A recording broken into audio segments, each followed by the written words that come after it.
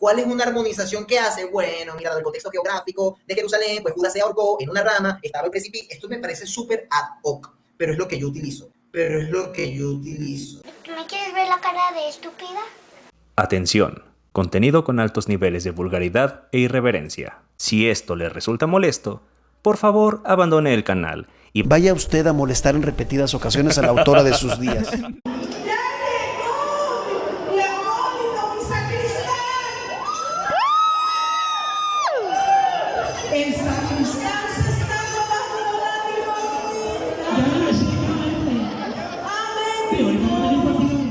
Y pongo como ejemplo el tema con las muertes de Judas, porque es un tema muy controversial que me han hecho mucho, y es como que, o sea, en un lado se dice que Judas murió ahorcado, en el otro se dice que Judas se cayó de un precipicio y se le salieron las entrañas. Entonces, yo puedo armonizar este relato, partiendo primeramente del hecho de que cuando se dice que Judas cae y se le derraman las entrañas, no se está diciendo que haya hay que ser muy quisquilloso aquí. No se está diciendo que haya muerto al caer y que la causa de la muerte fue el derramamiento de las entrañas, mientras que en el Mateo sí se está diciendo que está muriendo ahorcado. ¿Cuál es una armonización que hace? Bueno, mira, dado el contexto geográfico de Jerusalén, pues Judas se ahorcó en una rama, estaba el precipicio. Esto me parece súper ad hoc, pero es lo que yo utilizo. Ojo. Me parece muy ad hoc, pero es lo que yo utilizo. Claro. Lo dijo claramente, me parece muy ad hoc, pero es lo que yo utilizo. Y Gabriel, que estás viendo esto, no te vayas a atrever a decirme que no quisiste decir esto. No te vayas a atrever a decir que te estamos entendiendo mal o que te estamos torciendo. Él ha sido muy directo admitiendo que lo está reconociendo, o sea, que le parece que aunque sea ad hoc es lo que hace él. No es la primera vez que veo a un cristiano que admite que está, digamos, argumentando algo o especulando sobre algo con el único fin de que la Biblia no se contradiga, o sea, unos pasajes con otros, o que la Biblia no contradiga lo que la ciencia ha descubierto, o que la Biblia no presente a Dios como inmoral. No es la primera vez que me tomo con un cristiano que me dice, sí, esta interpretación la estoy haciendo específicamente para que no pase esto, para que Dios no haga o diga o ordene o permita cosas inmorales, o para que un texto bíblico no contradiga a otro, o para que la Biblia no contradiga la ciencia.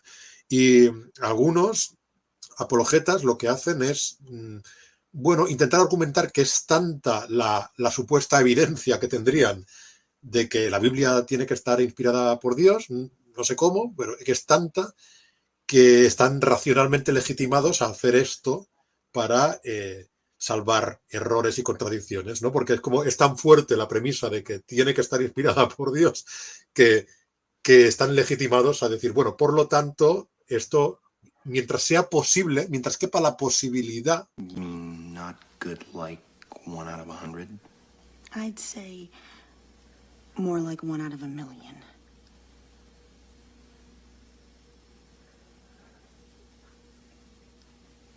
So you're telling me there's a chance?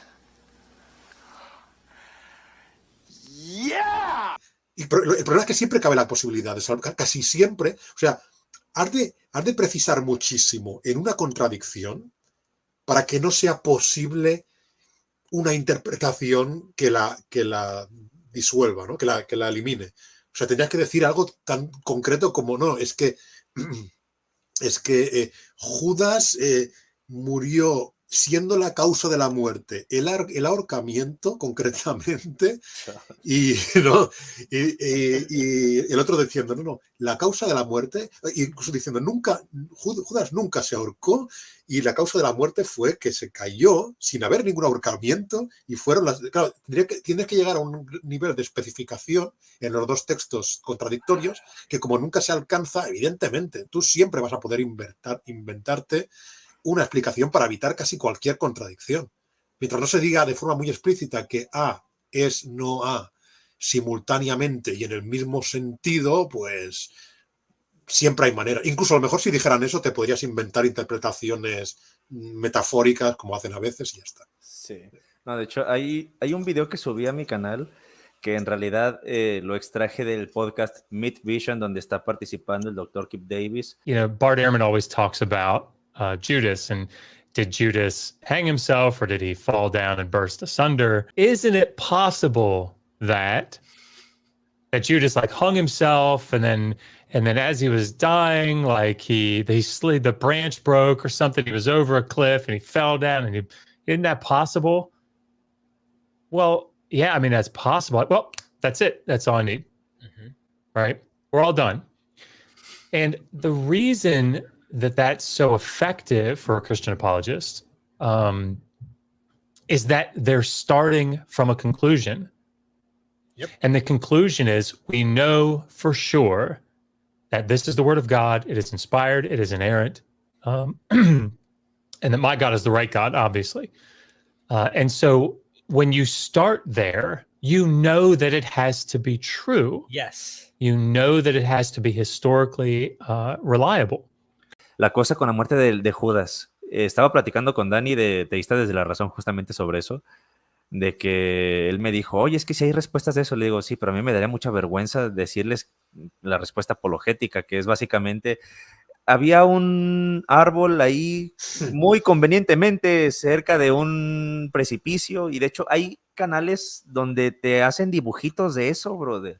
Choca con esta saliente de la montaña o esta roca, digamos. Y al chocar su cuerpo con esta roca, esto hace que su cuerpo pase de estar boca arriba, cabeza arriba y piernas abajo, ahora a estar en una posición en la que ahora su cabeza está abajo y sus piernas arriba. Entonces él cae literalmente de cabeza. O sea, lo primero que choca al suelo es su cabeza. Hay videos de cristianos intentando contestar esto con dibujitos, como tipo Blancanieves, ya ves, que estaba intentando la bruja mandarle a la bruja, piedra. Sí. Ajá, Simón. Pues ahí donde está, en esa puntita, estaba un árbol y ahí se ahorcó y por el ángulo de alguna manera quedó ahí expuesto el cuerpo al precipicio, se rompe la cuerda y se parte la cabeza al caer de esa altura tan considerable, ¿no? O sea, sí. todo de una manera muy conveniente. ¿Cuál es el evangelio que dice que Judas se cayó y se...? En Hechos es donde dice que se cayó Judas.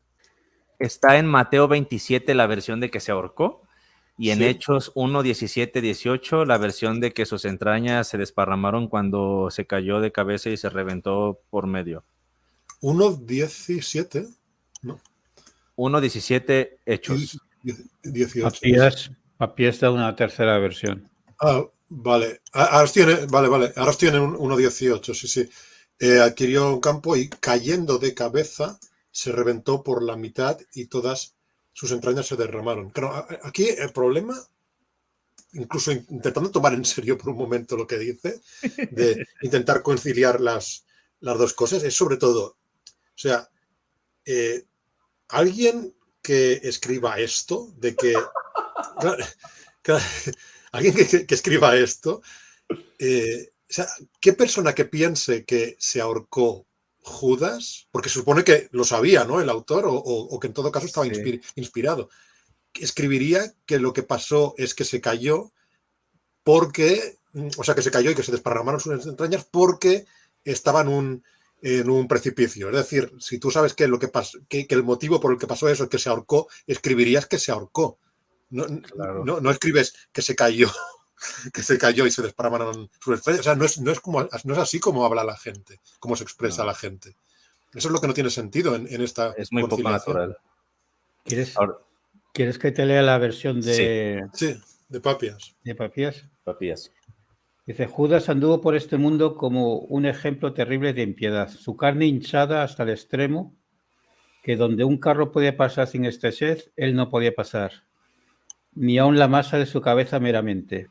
Dicen que sus párpados se hincharon hasta el punto de que no podía ver la luz en absoluto, en tanto que sus ojos eran visibles, en tanto que sus ojos no eran visibles ni aún para un médico que mirara con un instrumento.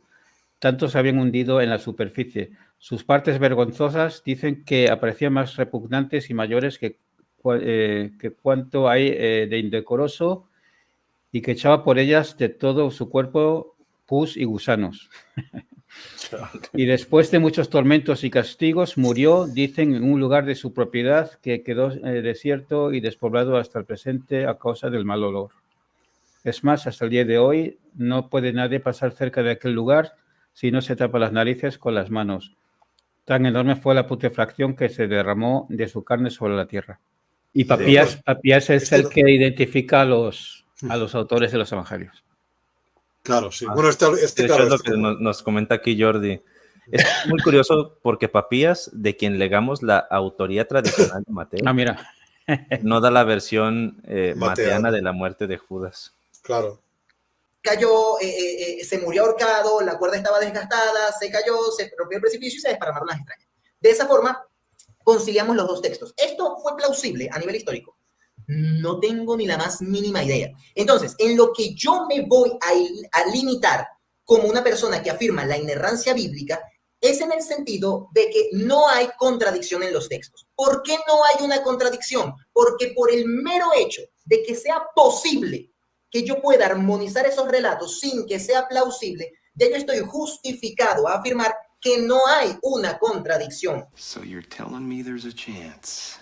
Y por tanto, hay parte de las presuposiciones de las que hablaba Jordi, dado que la Biblia es inspirada por Dios, dado que, que Dios no comete errores, dado que esto, que por ahí tengo una preguntita para hacerle a Jordi relacionado con eso, yo puedo concluir que la Biblia es inerrante, no contiene errores y que pese a parecer ad hoc algunas de las armonizaciones como esta, que yo mismo soy el que le está trayendo a colación, ni siquiera Jordi la trajo, puedo concluir con buenas razones de que no hay un error, de que se puede armonizar coherentemente, de que el hecho de ser posible implica que no hay contradicción y que por lo tanto no hay un error.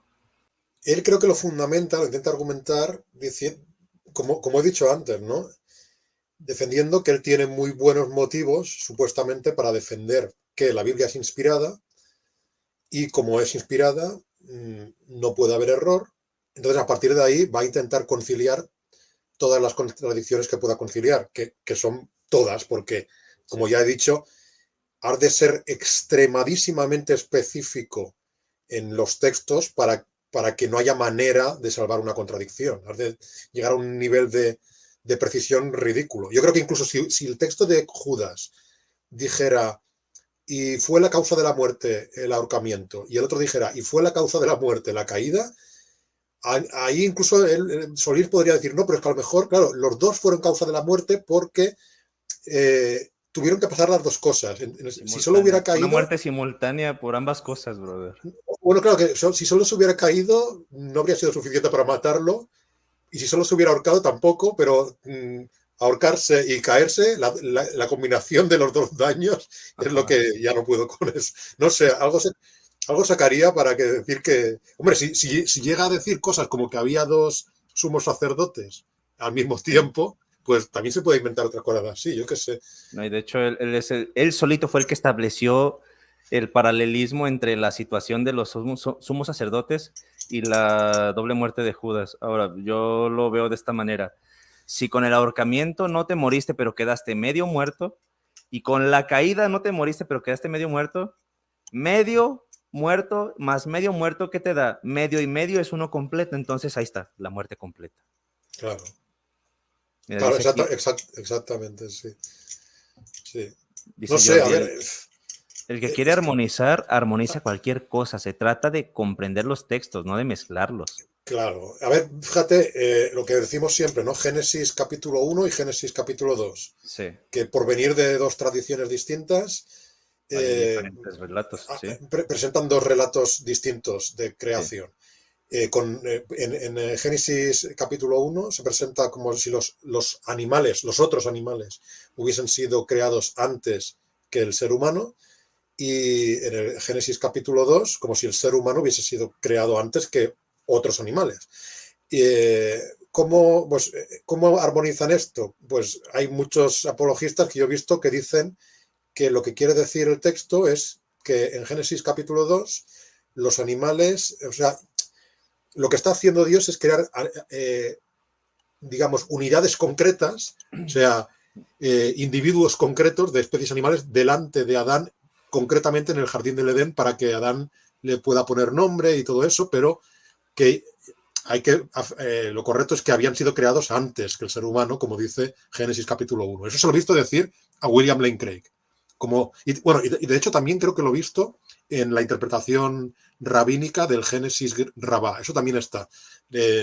Dice que, bueno, ¿cómo conciliamos que haya dos textos? Pues así. O sea, todo lo que quieras armonizar, lo armonizas con una explicación, aunque no se desprenda de lo que está diciendo el texto. Sí. Y aunque sea muy raro que alguien que escriba el texto no aclare ciertas cosas, porque en el caso de Judas, ya digo, sería ridículo que alguien no aclare eso. Si tú sabes que se ahorcó, tendrías que ponerlo, no decir que se cayó simplemente. Claro, también podría ser que alguien, ¿no? Si alguien se dispara, se suicida, podrías decir si después se cayó al suelo porque se había disparado. Estaba en un edificio, brother. Estaba en la cúspide de un edificio, ahí se disparó. Y obviamente cayó al piso y se desparramó. Pero tú no mencionarías solo la caída, ¿no? Si hay algo tan importante como un disparo, pues mencionas el disparo. Lo mismo pasa con un ahorcamiento. Si hay algo tan relevante como que se estaba ahorcando antes, eso no se omite. Cualquiera que esté escribiendo eso no omite lo del ahorcamiento. Es que mira, si tú estás redactando un texto y quieres que se entienda bien, no vas a querer que luego se den estas malas interpretaciones, porque incluso concediéndole a Gabriel que el autor, o los autores más bien, porque no estamos hablando de uno solo, los autores de estos dos textos han querido decir una misma cosa. Bueno, pues qué poco eficientes, y el Espíritu Santo acaso no les dio la pista de que tal vez no lo estaban haciendo bien, porque incluso si de verdad el texto estuviera relatando un solo hecho de que se ahorcó y después cayó y se desparramó, qué mal ejecutada está esa labor. Totalmente. Es que sí. Totalmente. Pero yo esto se lo compraría si se está dedicando a hacer teología apologética, pero pretende hacer historia. Y estos malabares teológicos no solo se aplican a textos que no sean cristianos de, no sé, la mitología cananea, donde a lo mejor haya textos que tengan este tipo de contradicciones.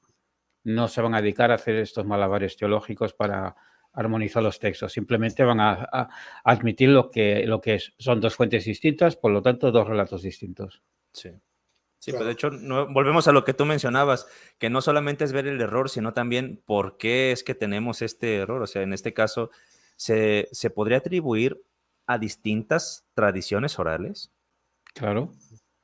Exacto, sí, pero no, ellos no quieren entrar en eso. O sea, el apologeta promedio, a ver, teóricamente, o sea, la verdad no es que, o sea, nunca actúa como historiador, claramente, pero teóricamente está actuando como historiador únicamente hasta que cree demostrar la resurrección, ¿vale? O sea, es así como funcionan. Esto lo tengo clarísimo.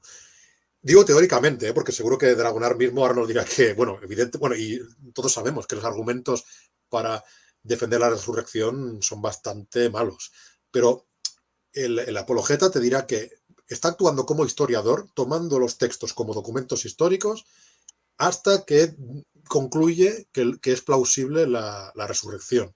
Y concluye que es muy plausible, sobre todo, eso sí, aquí también ha introducido en el momento la idea de que existe un Dios omnipotente, porque eso ayuda mucho a que pueda defender que ha habido una resurrección. Pero a lo que me refiero es que solo hasta ahí actúa como historiador. Quiero decir que una vez cree haber demostrado la resurrección, a partir de ahí lo que hay es un montón de argumentos de autoridad basados en que, como Jesús resucitó, no es Dios, o en todo caso lo está avalando Dios, por lo tanto es cierto. Exacto, por lo tanto Jesús no se va a equivocar en nada, y como Dios quiere transmitirnos su verdad a través de Jesús, Dios se habrá encargado de que la Biblia nos llegue sin error, porque habrá obrado ¿no? El Espíritu Santo habrá actuado para que nos llegue sin error el Nuevo Testamento, y además el Antiguo se confirmará por lo que dice Jesús, que también no tiene error, y si eres católico, pues también te creerás que la Iglesia Católica no tiene error en lo teológico y en lo moral, porque Dios está actuando. Entonces, claro, desde el momento que se supone que demuestran la resurrección, ya tiran de la inerrancia o de los que son inerrantistas o de la infalibilidad papal y estas cosas, porque a partir de ahí ya tienen la autoridad de Dios. Y ahí ya dejan de actuar como historiadores en ese sentido, que estaba diciendo Dragonart y también Armandowski, ¿no? Que a un historiador lo que le interesa, o sea, ve esta contradicción, acepta sin problemas que hay una contradicción o que hay un error, y en todo caso intenta explicarla, pues, por qué hay dos textos que dicen cosas distintas. ¿Por qué Génesis 1 y Génesis 2 dicen cosas distintas? Pues mira, porque hay una tradición yavista y una tradición eloísta, porque vienen de dos lugares distintos, ¿no? Entonces, así es como pensaría alguien, un académico serio que está analizando esos textos, pero ellos ellos tienen que partir de que todo eso tiene que ser verdad y que no puede haber errores. El mito de Horus, que yo sepa, hay varias versiones. Por ejemplo, cuando lo reconstruye el pene, ¿por qué no se lo comió un pez? Pues hay una versión del mito que dice que se lo reconstruyó de oro y, si no estoy equivocado, hay otro que narra que se lo reconstruyó de madera. No puede ser las dos cosas. Claro. Ahí el apologeta no va a intentar armonizar los textos. No. Simplemente va a decir, bueno, pues es que hay dos tradiciones distintas. Pero ¿por qué con el texto bíblico tiene que buscar desesperadamente una armonización? Pues porque no les interesa la verdad. Claro. Les interesa defender su dogma. Volvemos a lo que hemos dicho otras veces. Y que hagan lo que quieran si ejercen de apologetas, pero no os metáis con la historia. En cuanto os metéis con la historia, pues ahí yo pues no me puedo quedar callado. Claro. No, el problema es que para hacer apologética van a tener que meterse con la historia, así como se tienen que meter con otros campos del conocimiento, y van a decir barbaridades. Pero sí, aquí volvemos a lo mismo, que ellos de alguna manera están dando por sentado que el cristianismo, y ya siendo más específicos, su versión muy personal del cristianismo, porque el cristianismo es algo heterogéneo, no hay una sola cosa que digas, es el cristianismo, no, hay muchos cristianismos, pero en este caso su versión muy personal piensa que es la verdad, o sea, lo que se predica en su iglesia y lo que él ha entendido de lo que se predica en su iglesia, porque incluso en una misma iglesia las personas tienen ideas muy, muy distintas, pero en su caso, asume que esas ideas del cristianismo muy particulares que él tiene ya son la verdad, y ahora lo que va a realizar es defenderlas, y para ello va a tomar todo aquello que parezca acomodarse, aun si no encaja realmente, lo va a tomar, pero así dará la ilusión de que está en lo correcto.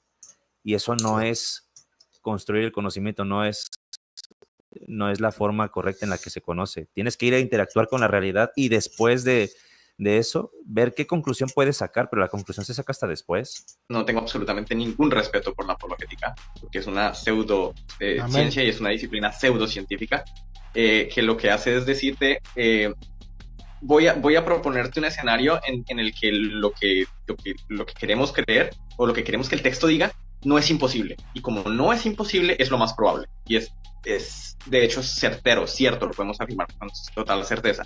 Ese es un enfoque indisciplinado, es un enfoque que me parece a mí antiintelectual, es un enfoque, bueno, no me podría regar en prosa cuando se trata de la apologética, pero esa parte sí me parece problemática, porque muchas veces, aunque estos líderes religiosos sí sepan sobre la arqueología, sí sepan sobre la historia, lo que hacen es agarrarse de los detalles más chiquiticos para decirte, bueno, como esto no es imposible, entonces debe ser lo más probable. Entonces el ejemplo que me acuerdo que me pasó más recientemente es uno en el que decía en el Nuevo Testamento, cuando dice Jesús que esta generación no pasará. Y la palabra ahí es genos, si me acuerdo bien en griego. Y la apologética dice, bueno, pero genos también puede significar nación. Entonces significa Israel, ¿no? La nación de Israel no pasará antes de que pasen todas estas cosas. Y entonces dicen, pues claro, como Israel sobrevivió como nación, evidentemente es a eso a lo que se refería. Y dice, pues no, hombre, es el significado más marginal de la palabra genos. Y unido al verbo pasar, que en griego no me acuerdo en ese momento cómo se utiliza, pues por lo general significa generación. En el contexto de la apocalíptica judía del siglo I, tiene todo el sentido del mundo que signifique generación. Es un periodo de tiempo como de 40 años, ¿sí? Pero entonces te dicen, no, pero como genos puede significar nación, entonces como no es imposible que signifique eso, es lo más probable. qué signifique eso. Y ese sí ya es un enfoque que yo no respeto en lo más mínimo. Sí, totalmente, sí, son enfoques teológicos y solamente intentan defender sus conclusiones. Si te gustó el contenido, suscríbete al canal, deja un buen me gusta y comparte con tus amigos. Esperamos leerte en la caja de comentarios y nos veremos en próximas emisiones. Hasta vernos de nuevo. What About les presenta Vivifícame, glorifícame, sálvanos con tu sangre. Tú eres el rey, un rey letal, salvador, negativo, aunque seas un poco cruel. Solo un poco. Sabemos que muy pronto llegarás. Ya quiero estar en tu presencia. Arrásame, tú eres el rey. Incendiame, gloria a ti. Mándanos tus plagas y diluvio. Aunque me muera, golpéame. ¿Qué importa? Aniquílame. ¿Qué más da? Haz que llueva fuego desde el cielo. ¡Aleluya! Sabemos que muy pronto llegarás. Ya quiero